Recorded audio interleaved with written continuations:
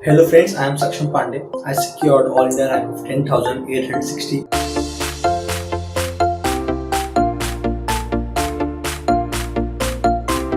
तो आज मैं आपको स्ट्रैटेजीज अप्रोच क्या फॉलो करनी चाहिए, क्या फॉलो कर सकते हैं 2020 के लिए, जिससे आपकी अच्छी रैंक आ सके, वो बताने वाला हूँ।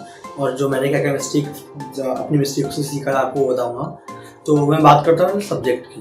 तो सब्जेक्ट में हम फिजिक्स में बात करते हैं। तो फिजिक्स में बात करते हैं तो आपको जो मेन चीज़ है फिजिक्स में बेसिक मैथ्स क्लियर होना चाहिए। जो सर आपको इनिशियल लेक्चर में बेसिक मैथ्स कराते हैं, डिफरेंशिएशन, इंटीग्रेशन, ग्राफ्स, आपको पढ़ना पड़ेगा ढंग से, क्वेश्चन भी करने पड़ेंगे। उतना ही करना जितना सर कराएंगे, क्योंकि आपको ये आपके नीट के पेपर नहीं आने वाला। लेकिन क्या होगा, आप इसको कर लोगे ना तो आपके नीट के पेपर में क्वेश्चन सॉल्व करने में बहुत मदद होने वाली है। तो आप इसको कर लेना। और दूसरी जो चीज़ है अर्ली चैप्टर, जैसे कि वेक्टर्स वाला चैप्टर हो गया, मोशन इन प्लेन हो गया, आपके मैकेनिक्स हो गया, तो ये आपके आगे के चैप्टर्स, 11th के चैप्टर्स और 12th के चैप्टर्स हो बहुत मदद करते हैं सॉल्व करने में, क्वेश्चन थ्योरी समझने में बहुत मदद करते हैं, और अच्छे क्वेश्चन सॉल्व करने में भी। और वीडियो मैं क्या अप्रोच रखता था, मैं जब फिजिक्स पढ़ता था, क्योंकि हम लोग की प्रॉब्लम क्या होती है, हम लोग फिजिक्स से बहुत डरते हैं। तो हमें एक चीज़ ध्यान रखनी है कि हमें किसी सब्जेक्ट से डरना नहीं है, कि जिस सब्जेक्ट से हम जितना डरेंगे वो चीज़ तो डराती है। उसको अगर हराना है तो उसको पीछे पड़ जाना है हमें। ऐसा नहीं कि उसी चीज़ के पीछे पड़ना है, मतलब उसके थोड़ा एक्स्ट्रा टाइम निकाल के कुछ और वर्क करना पड़ेगा उसके ऊपर, लेकिन वो चीज़ एंड तक आते आते हम उसके ऊपर आ जाएंगे। तो मेरी अप्रोच ऐसी थी कि पहले वीडियो अच्छे देखता था अमर सर की, ठीक है। उसके बाद सर के कॉन्सेप्ट पढ़ने के बाद मैं नोट्स बनाता था साथ साथ, उसके बाद नोट्स पढ़ता था अपने। फिर उसके बाद जिस पार्ट का मैंने वीडियो देखी उस पार्ट की मैं रेफरेंस बुक से थ्योरी पढ़ता था। उसके बाद मैं डीपीएस सॉल्व करता था। डीपीएस फर्स्ट प्रायोरिटी में रखना है, आप कुछ भी डीपीएस सॉल्व करना ही करना है।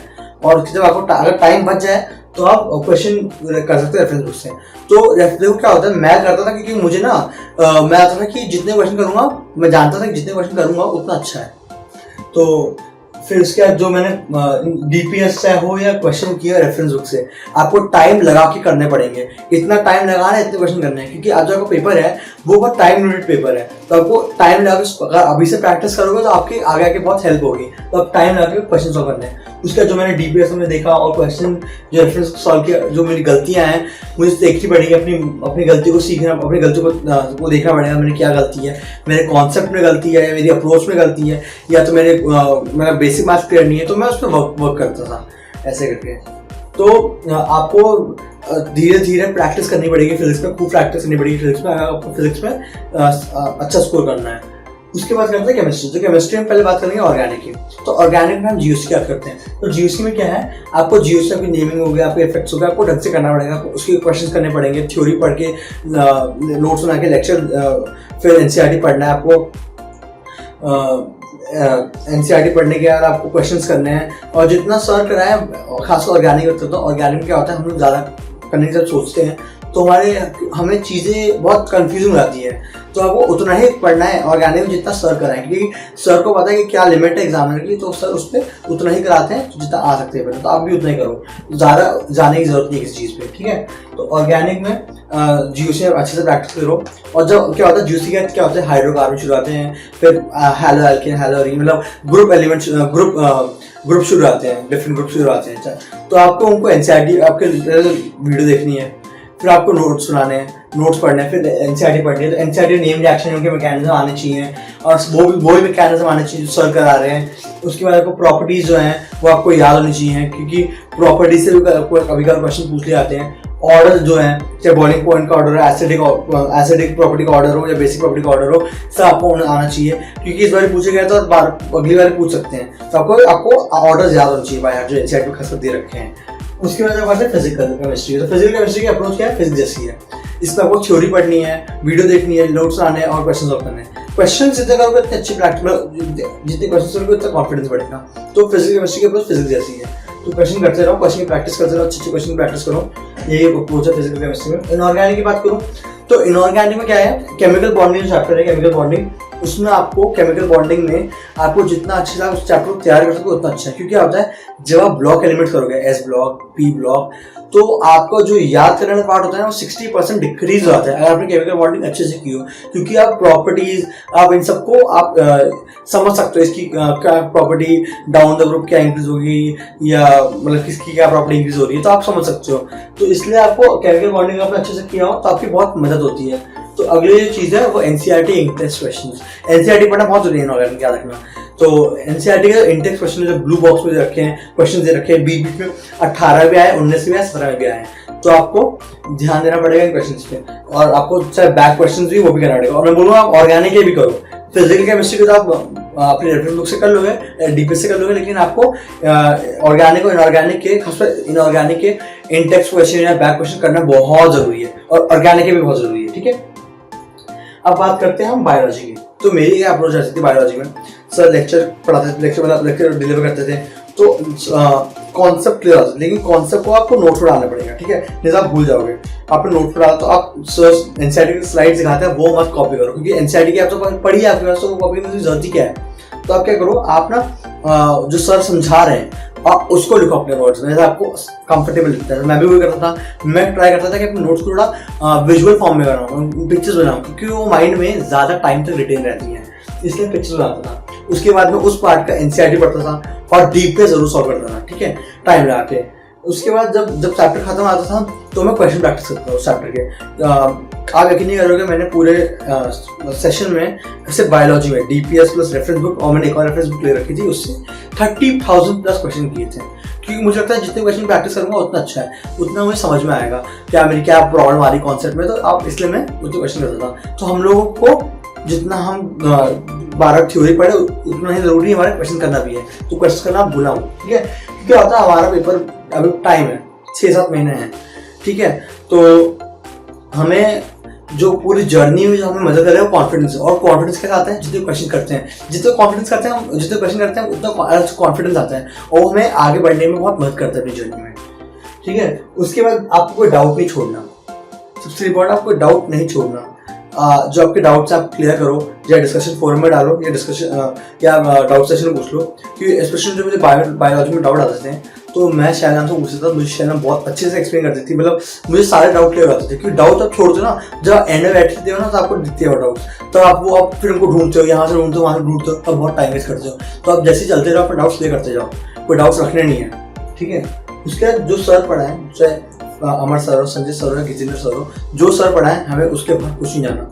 हमारे सर इतने सालों से पढ़ा रहे हैं, उनको पता है एग्जामिनर की लिमिट्स क्या होती है, और जितना सर पढ़ाएं चाहे ज़्यादा पढ़ाएं हमें उतना पढ़ना पड़ेगा। क्योंकि मुझे आता है बायोलॉजी में स्पेशली जब कॉकरोच और ये अर्थवर्म पढ़ाए थे सर टिश्यू वाले चैप्टर से, तो बच्चे सर ये आएगा नहीं, सिलेबस में हट चुका है और ये क्वेश्चन आया। सो जो जिन बच्चे कर नहीं पाएंगे उनको कितना रिग्रेट हुआ होगा, समझ रहे हो। तो आप वो रिग्रेट जो चीज़ है ना, वो बहुत बुरी चीज़ है, उसको आपको कभी आप जब फील करते तब बुरा लगता है अपने बारे में।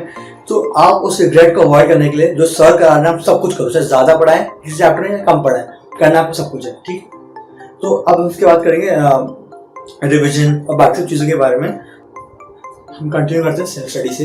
तो सेल्फ स्टडी जब आप कुछ भी कहीं पर भी जाओ आपको सेल्फ स्टडी करना ही पड़ेगा। सबसे इंपॉर्टेंट चीज़ है सेल्फ स्टडी करना। आप कोई भी टीचर हो, आप उसके नोट्स बना रहे हो, जा रहे हो कोचिंग जा रहे हो, आप लेक्चर देख रहे हो, लेकिन आपको अगर आप घर में सेल्फ स्टडी नहीं करोगे तो आप उन सब चीज़ों का सबसे मतलब आप उन सब चीज़ों को वेस्ट कर रहे हो। आप उन सब चीज़ों को, तो सेल्फ स्टडी करना बहुत ज़रूरी है। तो सेल्फ स्टडी में आपको एक चीज़ ध्यान देनी पड़ेगी सेल्फ स्टडी में, कि हम लोग क्या करते हैं, हम लोग पढ़ते हैं, जैसे कि अगर फॉर एग्जांपल मैं 6 घंटे की सेल्फ स्टडी करता हूँ, तो हम लोग क्या करते हैं, हम 2 घंटे फिजिक्स, 2 घंटे केमिस्ट्री, 2 घंटे बायोलॉजी। लेकिन आपको चीज़ समझनी पड़ेगी, आपको 3 सब्जेक्ट है, फिर 4 सब्जेक्ट है, फिजिक्स, केमिस्ट्री, बायोलॉजी, बॉटनी और जूलॉजी। तो आपको सबको इक्वल टाइम देना पड़ेगा।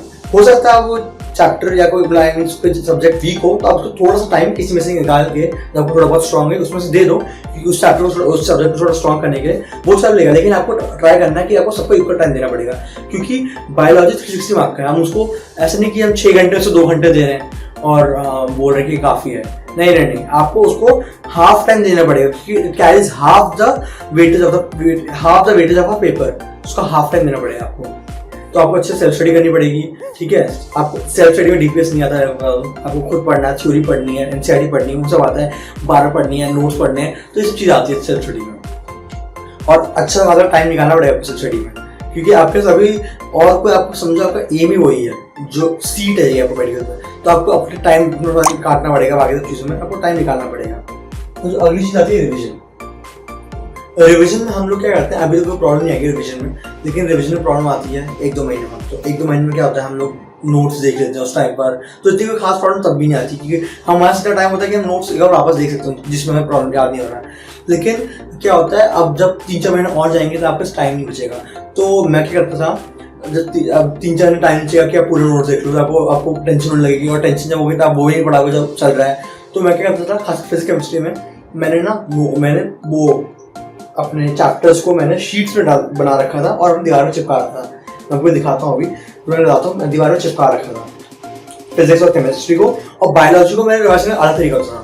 जैसे अगर बायोलॉजी का अभी रिसेंटली पेपर है, वो टेस्ट है, तो मैं क्या करता था, उस टॉपिक को एनसीईआरटी पढ़ लेता था, क्योंकि इंपॉर्टेंट पॉइंट्स मैंने एनसीईआरटी में ही लिख रखे थे। लेकिन अगर बाय चांस नहीं है तो मैं माइंड में करता था। जैसे कि डाइजेशन पढ़ रहा हूँ, तो डाइजेशन में स्टार्ट करता था कि मेरा बकल कैविटी में क्या है, टीथ है, फिर टीथ कौन से होते हैं, हमारे टीथ 3 टाइप के होते हैं, हेट्रोडॉन्ट होते हैं, डाइफेनोडॉन्ट होते हैं और थीकोडॉन्ट होते हैं। उसके बाद हमारी टंग होती है, टंग फिर लंच होती है, फिर ऐसे हम पैरम जाएंगे, फिर हम जाएंगे अंदर जाएंगे, ईसोफेगस जाएंगे, फिर ईसोफेगस से हम जाएंगे स्टमक में। स्टमक 4 पार्ट डिवाइडेड है, हमारा कार्डियक पार्ट, पाइलोरिक नीचे आ गया, फंडस पार्ट और बॉडी पार्ट, फिर हम अंदर जाएंगे, तो ऐसे ड्यूडेनम ऐसे करते थे।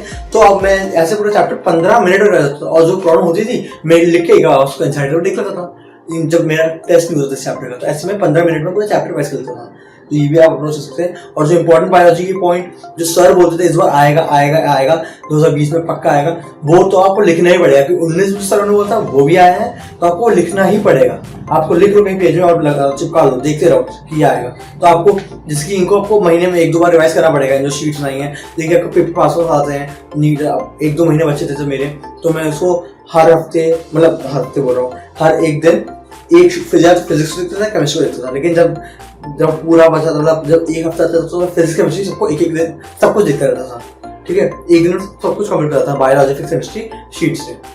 तो ये आपको ध्यान देना पड़ेगा। तो मैं अभी आपको रिविजन अपनी शीट्स दिखाता हूँ। तो ऐसे मैंने शीट रखी है, केमिस्ट्री है, खासकर केमिस्ट्री, ऊपर बायोलॉजी प्लस केमिस्ट्री है, और यहाँ पर नीचे केमिस्ट्री है, यहाँ पर फिजिकल केमिस्ट्री है, यहाँ ऑर्गेनिक है। तो मतलब मैंने अपने पूरे शीट्स में कवर कर रखा है, इंपॉर्टेंट पॉइंट्स हैं। फिर यहाँ फिजिक्स है,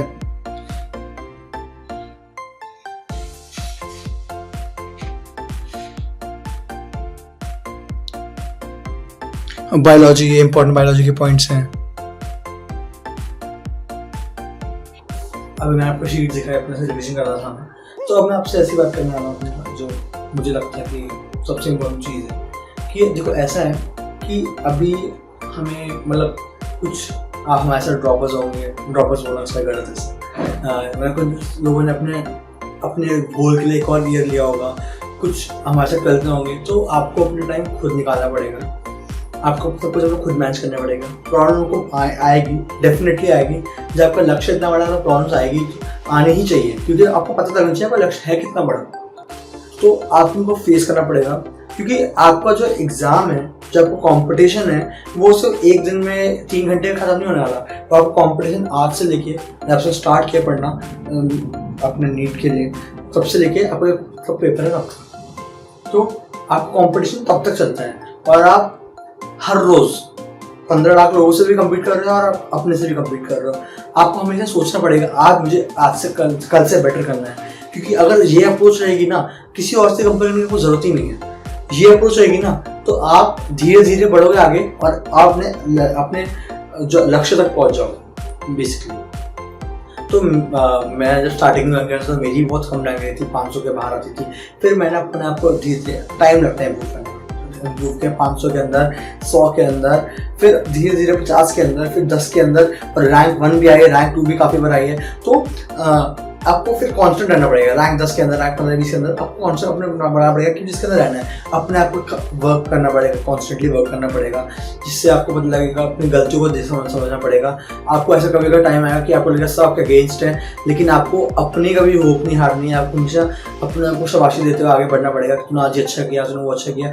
हमेशा अपने रात में अपने आप से बात करनी है कि मैं आज क्या सीखा, आज मैंने क्या किया। और देखो, इतने बड़े लक्ष्य को आपको पता होना चाहिए कि मैं कहाँ जा रहा हूँ, मतलब मैं क्यों जा रहा हूँ। तो आपको अपने जो आपका मेन एम है, मुझे डॉक्टर बनना है, उसका आपका लक्ष्य क्या है, पीछे रीज़न क्या है एक्चुअली, तो आपको ये बताना चाहिए। क्योंकि इतनी बड़ी जर्नी को कवर करने के लिए एक बहुत बड़ा रीज़न चाहिए होता है। तो आपको आपको कोई भी रीज़न हो सकता है, कुछ भी हो सकता है, चाहे मनी हो, कुछ भी हो सकता है, लेकिन आपको बनाना पड़ेगा रीज़न, तो बहुत बड़ा रीज़न, तो अभी आप इतने बड़े जर्नी को कंप्लीट कर सकते हो। तो आपको रीज़न के साथ आपको करना पड़ेगा, मेहनत करनी पड़ेगी, काफ़ी मेहनत करनी पड़ेगी। कभी ऐसा लगेगा कि यार मैं क्या कर रहा हूँ, मतलब मैं आगे सब चीज़ों से एक्सक्लूड हो चुका हूँ, लेकिन आप ये नहीं समझ रहे हो, जब वो चीज़ बहुत प्रॉब्लम आती है, जब आप कर रहे होते हो, जब आपके दोस्त खेल रहे होते हैं, आप वो एंजॉय कर रहे होते हैं। लेकिन मुझे याद है, मुझे इतनी मतलब मैं अपने बहुत सारे घर में फेस्टिवल्स में नहीं गया था, फेस्टिवल्स में एंजॉय नहीं किया मैंने, बहुत सारी पार्टीज थी घर की, वहाँ नहीं गया था। लेकिन जब ये सब मुझे लगता था क्या यार मैं कहाँ ये सब क्यों कर रहा हूँ मुझे, तो लेकिन जब मेरे सामने मेरे नीट का रिजल्ट आया, मेरे आप यकीन नहीं करोगे सारी प्रॉब्लम चली गई, पता भी नहीं चलेगा आपको। जो उस टाइम प्रॉब्लम आ रहा है बॉक्स में लिखो, लेकिन बॉक्स में लिखो और खोलना नहीं। मैंने डिसाइड कर अभी भी खोला नहीं, जब मुझे कॉलेज अलॉट नहीं होता। जैसे मुझे कॉलेज अलॉट होगा मैं खोलूंगा, मैं देखूँ मैंने क्या क्या चीज़ें मुझे रोक रही थी, और आप उनको लिखो मुझे ये चीज़ रोक रही है, तो आप उसको बंद कर दो बॉक्स के अंदर, खोलना नहीं उस बॉक्स को, तब तक आपका सिलेक्शन हो जाएगा किसी मेडिकल कॉलेज में। तो मेहनत करो, और आप की पूरी जर्नी में अगर आपका कोई साथ दे रहा है वो आप खुद हो, तो अपन उसको कभी लेट डाउन मत करना, क्योंकि आपने अपने आप को लेट डाउन कर दिया ना, तो आप आधी जर्नी तो ऐसे ही हार गए। अपना टाइम बहुत अच्छे से यूटिलाइज करना है आपको। आप जाओ खेल, अपने आप माइंड रिफ्रेश करो, आधा घंटा वॉक करो, और आराम से वॉक करो आधा घंटा, लेकिन आपको बाकी टाइम आपको अच्छे से यूटिलाइज करना है। क्योंकि आपका ये आप समझ के चलो आपका ये लास्ट ईयर है, इसके बाद में कुछ नहीं देने वाला, इसके बाद में कोई और पेपर नहीं देने वाला नीट का, इसके बाद में वापस नीट नहीं देने वाला। आपको ये सोच चलो ये मेरा लास्ट पेपर, और मैं खूब जान लगा दूंगा इस ईयर में, क्योंकि आपका ये फाइनल ईयर है और आपको इस करना ही है। क्योंकि सिर्फ आप नहीं हो अपने लक्ष्य के पीछे, मैं आपको बताता हूँ, आपकी पूरी फैमिली है, आपको अपने लेकर और अपनी फैमिली के लिए आपको करना ही है। तो मैं आपको ऑल द बेस्ट बोलना चाहूँगा, all the best for your NEET 2020, और मेहनत करो, क्योंकि उसके अलावा और कोई ऑल्टरनेटिव नहीं है लाइफ में सक्सेस पाने का। मेहनत अकेला ऑल्टरनेटिव है। हो सकता है किसी चीज़ में वीक हो, लेकिन आप उसको मेहनत करके आप उस चीज़ पे अपनी बढ़त पा सकते हो। तो आप मेहनत करो, खूब मेहनत करो। All the best.